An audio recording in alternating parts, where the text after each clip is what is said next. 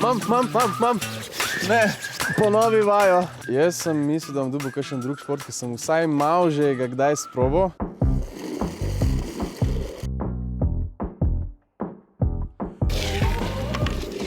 Iz česa pa so te kamni? Z granita dobivajo jih pa z enega otoka na Škotskem.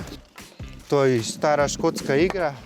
Okoli leta 1700 so jo prvič dokumentirali. 1700 že? 1700, ja. Pa takole okol, ne? Ja. Pa počepam te zdaj. Mogoče kar malo bolj, no. Bolj takole. Eto.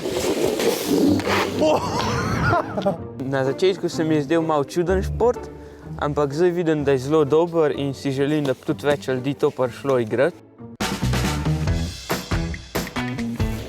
Eto. No, zdaj pa gre. Mojem je prvi noter.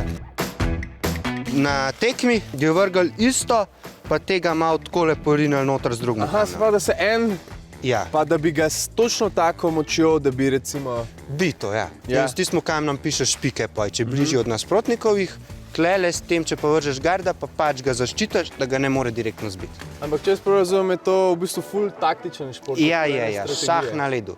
Razmišljaš in uraš možgane s temu, pa ker hodiš na fizične treninge, si tudi zaradi tega močnej. Ti za eno pometanje od hoga do hoga rabiš toliko energije, kakor bi rabil za šprint na 100 metrov. Mam. Ne. Ampak mislim, da če ne bi padel, da bi... Ni šans. Ni šans, okej. Ni hiter, splitaj. Nimamo pa v Sloveniji nobenega profesionalnega curling igralca. Zaenkrat ne. Tudi profesionalnega trenerja nimamo zaenkrat. Bi si ti želel mogoče kdaj postati? Garant bi. Pa da prišel na olimpijske igre, pa da bi tam dokazal, da nekaj znam. Smer vam je kar dosti strata. O, gremo! Eto! Super!